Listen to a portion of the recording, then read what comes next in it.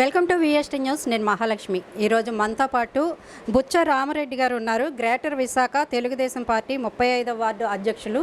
వారితో ఇప్పుడు టీడీపీ కూటమి 100 రోజుల పరిపాలన పూర్తయింది. వారేమంటారో వారి మాటల్లో అడిగి తెలుసుకుందాం.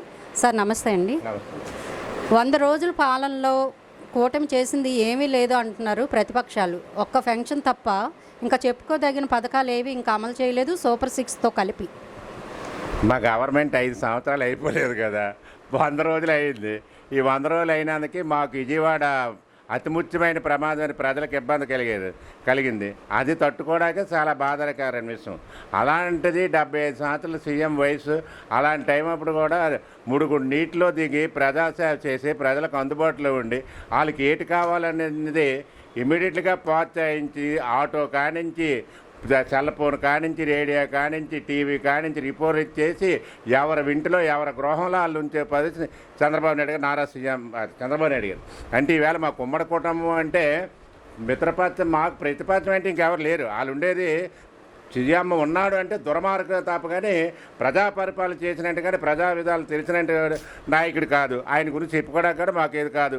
ఇప్పుడు ఒక్క పెన్షన్ లేటి, రేపు దీపావళి కానీ సిలిండర్లు పెట్టాము, గ్యాస్ సిలిండర్లు అవి విడుదల చేస్తాను, పెన్షన్ చేస్తాను. తర్వాత ఇప్పుడు అభివృద్ధి కార్యక్రమాలు మేము ఏదైతే ఆవేళ మేనిఫెస్టోలు పెట్టామో ముందుకెళ్ళాము అవే రిలీజ్ చేస్తాం, అవే అభివృద్ధి చేస్తాం. ఎవరికి కూడా హౌసింగ్ కానించి బ్యాంక్ లోన్స్ కానించి ఉద్యోగ బిల్లులు హౌసింగ్ కానించి వేది కూడా లేదు అనే పొజిషన్ లేదు. చంద్రబాబు నాయుడు గారు ఈ రాష్ట్రానికి అవసరం, రాష్ట్ర ప్రజలకు అవసరము. ఎందుకంటే ఆయన వయసుకు తగ్గట్టు ప్రజలు గౌరవం ఇచ్చారు. ఆ గౌరవం తగ్గట్టు ఆయన కూడా ప్రజలు వాళ్ళకి ఆదరించి వాళ్ళ ఆకర్షణ ఆయన అందుబాటులో ఉండి ప్రజంతా ఆయన ఒక ఆప్యాయత అనురాగాలు పొందిన వ్యక్తి ఎవరంటే ఈ 29 రాష్ట్రాల్లో ఆంధ్రప్రదేశ్లో నారా చంద్రబాబు నాయుడు గారని మేము తెలియపరుస్తున్నాం. అంటే దిశ లాంటి యాప్ని క్లోజ్ చేయడం ఎందుకు క్లోజ్ చేయాల్సి వచ్చింది? ఎందుకంటే అది మహిళలకు ఎంతో ఉపయోగకరంగా ఉండేది. పోలీస్ స్టేషన్ పేరు మార్చారు, సరే దిశ లాంటి యాప్ను కూడా పేరు మార్చి పెట్టచ్చు కదా. ఏంటి దిశ పోలీసును యాప్ పెట్టి దానివల్ల ఉపాయం ఎటువంటి ఉపాయం లేదు.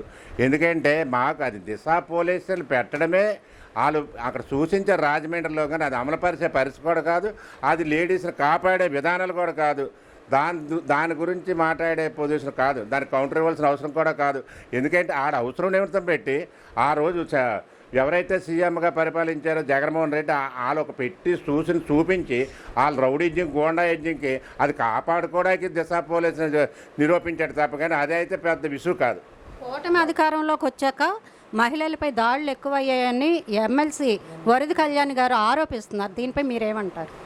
ఏంటి కూటమి ప్రభుత్వం వచ్చిన తర్వాత 100 రోజులు అయిన తర్వాత మేము మానభంగాలు చేయలేదు, మటర్లు చేయలేదు, రేపులు చేయలేదు, కిరసనంలో వేసి తగలబెట్టలేదు, పెట్రోల్ వేసి కాల్చలేదు, ఎటువంటి ఇబ్బందులు గురవున్న ప్రజలండి. ఈరోజు ఆపదలకు ఆదుకున్నట్టు వారు, ప్రజాసేవ చేసిన వాళ్ళు, నిత్యం ప్రజల్లో ఉన్నట్టు వారు ఉమ్మడి కుటుంబం తెలుగుదేశం పార్టీ కానీ బీజేపీ కానీ జనసేన కానీ ఈ 3 కుటుంబాలు ఉమ్మడిగా ముందుకెళ్ళి ప్రతి ఒక్కరికి అవసరమంతా స్పాట్లో ఉండి స్పందించి ఆ కార్యక్రమం నిరూపిస్తున్నారు. ఉమ్మడి కుటుంబం ఇవాళ అన్న క్యాంటీన్ పెట్టాం, ఇవాళ 5 రూపాయలు భోజనం పెట్టే మహానుభావు నిజంగా నారా చంద్రబాబు నాయుడికి ఇంకా 100 ఏళ్ళు ఆలోచించి ఆ దేవుడు ఆశీర్వాదాలు ఉండాలి మేము కోరుకుంటాను. ఎందుకంటే ఆ నిర్ణయం తీసుకొని ఆ పేద ప్రజల గురించి అంత పోరాడి అంత కష్టపడి ఈవేళ క్యాంటీన్లు పెట్టి 15 రూపాయలు ఉంటే 3 పూటలు. భోగాపురం ఎయిర్పోర్ట్ వల్ల ఎవరికి లాభం, ఎవరికి నష్టం సార్? అసలు భోగాపురం ఎయిర్పోర్ట్ గురించి లాభం అంటే ఉత్తరాంధ్ర 3 జిల్లాలకే లాభమని కాదులేండి, మొత్తం 175 కాన్స్టిట్యూన్సీలకు కూడా అతి ముఖ్యమైన వెనకబడిన తరగతులు. ఇక్కడ ఉత్తరాంధ్ర 3 జిల్లాలు కూడా వెనకబడిన తరగతి కాబట్టి అక్కడ పెట్టే పొజిషన్ వస్తే మంచి బ్రహ్మాండమైన పొజిషన్ వస్తుంది ఒక అభిప్రాయంతో భోగాపురం ఎయిర్పోర్ట్ మటుకు ఆ రోజు ప్రకటించడం జరిగింది. ఈ రైతే జిల్లాకు ఒక ఎయిర్పోర్ట్ అన్న డెవలప్ జగన్మోహన్ రెడ్డి గారి, మాకైతే ఇప్పుడు భోగాపురం ఎయిర్పోర్ట్ మరి అందరికీ వర్తించి అందరికీ పనిచేస్తారు, ప్రజలందరూ బాగుపడతారు. అది మంచి నిర్ణయం తీసుకొని మనస్ఫూర్తిగా కోరుకుంటారు. ఉచిత బస్సులు ఎప్పుడు రానున్నాయి? అలాగే 18 ఏళ్ళు దాటిన వాళ్ళందరికీ మహిళలకి డబ్బులు వేస్తామన్నారు, ఎప్పుడు వేస్తారు? మాకు ఇప్పుడు ఒక్క నెలకి 250 రూపాయల చొప్పున 4 నెలలు అయితే కానీ 3000 అవ్వలేదు జగన్మోహన్ రెడ్డి గారు. 4 సంవత్సరాలు అయితే కానీ 3000 రూపాయలు నెలకు, సంవత్సరం 250. మేము ఒక్కసారి 3000ది 4,000 చేసాం, 2000 వికలాంగులు ఉంటే 6,000 చేసాం. అలాగే ఇప్పుడు కిడ్నీ పోయినంటే వాళ్ళకి 7,000 ఉంటే 15,000 రూపాయలు తీసుకెళ్ళి ఇంటికి ఇస్తాను. ఇంటికి తీసుకెళ్ళిస్తాను. అలాగే ప్రతి ఒక్కరు కూడా మేనిఫెస్టోలు పెట్టి ప్రతి ఒక్క ప్రాసెస్ కూడా మేము కంపల్సరిగా అవి రిలీజ్ చేస్తాం, పని చేస్తాం. మా ఒక సిజామ తపన కానీ ఆంధ్రప్రదేశ్లో పేదరికం నిర్మూలన చేయడానికి ఒక బాధ్యత తీసుకుని ఒక కంకణం కట్టుకుంటారు. ఉప సీఎం కానీ సిజామ కానీ ఆ మోడీ గారు కూడా ఈ రాష్ట్రం అవసరం కేంద్రానికి, రాష్ట్రానికి ఏ నిధులు కావాలనుకుంటే కేంద్రంగా ఇమీడియట్గా స్పందించి ఆ ఇమీడియట్గా కేంద్రంలో నిధులు తెచ్చి రాష్ట్రాన్ని అభివృద్ధి చేయాలని మనస్ఫూర్తిగా ఆయన కోరుకుంటూ ఆ తపంతో ముందు నడుతాను మా సీఎం గారు ఉప సీఎం గారు కోరుకుంటాం. అంటే కొంతమంది టీడీపీ వాళ్ళని నేను ఇంటర్వ్యూ చేసినప్పుడు స్పెషల్గా వాళ్ళు అంటుంది ఏంటంటే ఇంకా పాలన స్టార్ట్ కాలేదని అంటున్నారు.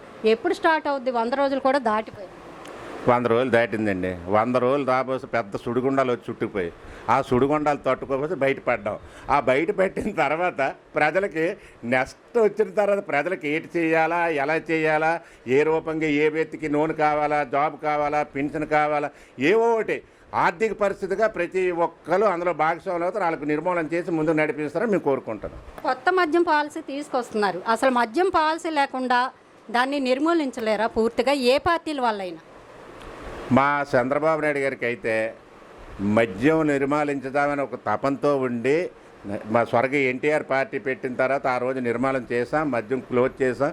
మన రాష్ట్రం దొబ్బెట్టుకెళ్ళి ఎదర రాష్ట్రాలతో కొనుక్కొని 500 రూపాయలు 5,000 తెచ్చుకొని ఇక్కడ తాగితే మన రాష్ట్ర ప్రజలు పోయారు, డబ్బు పోయింది, ఖజానా నష్టపడ్డాం, ప్రజలకి అభివృద్ధి చేయలేకపోయాం.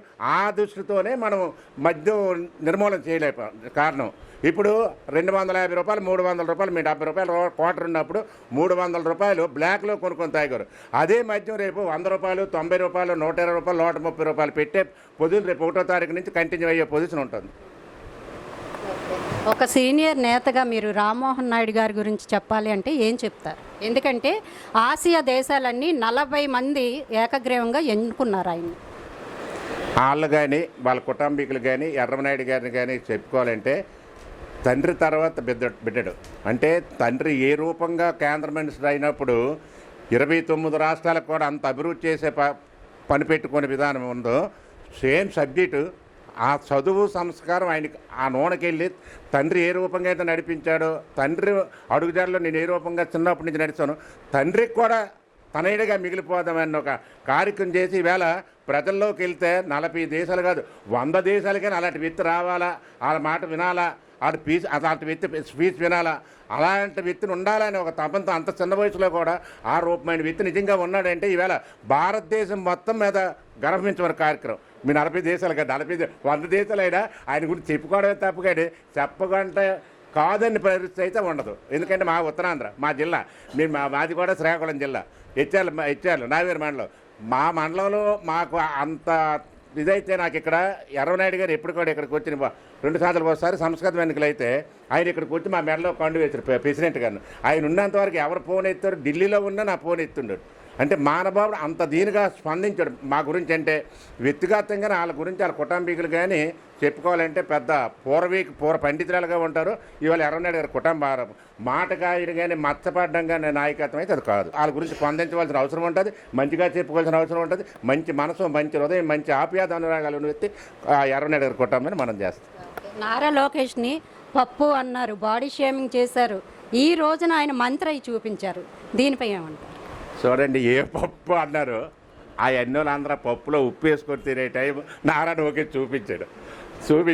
ఎందుకంటే రెడ్ బుక్ అనే తపన దేనికి అన్నాడంటే దుర్మార్గంగా మట్టలు, మానభంగాలు, రేపులు, మానసికంగా చాలా ఇబ్బందులు పెట్టే పరిస్థితి.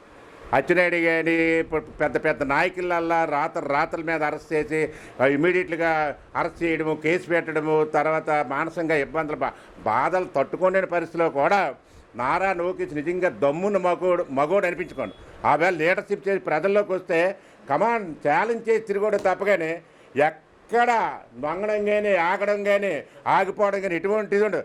డైరెక్ట్గా డయాస్ మీద వచ్చి మైక్ నాక్కున్న పొజిషన్లో కూడా ఆ టైంగా కూడా ఆడు ఏంటి చెప్పాడంటే ఇలాంటి మైకులు ఎన్నో వస్తే మీ నచ్చినట్టు నాకండి, కానీ నా తపన మట్టుకు ఏం చేస్తాను, ఇది మట్టుకు చేస్తాను, నేను ఎక్కడ ఆగే ప్రసక్తి లేదని నారా లోకేష్ కంటిన్యూ చేశాడు. కాబట్టి అదే నారా లోకేష్ గారు ఈవేళ మీ మీడియాకి రావాలంటే అవాళ 10 నిమిషాలు మాట్లాడి 50 నిమిషాలు కంటిన్యూగా మాట్లాడే అవకాశం ఎవరు ఇచ్చారు?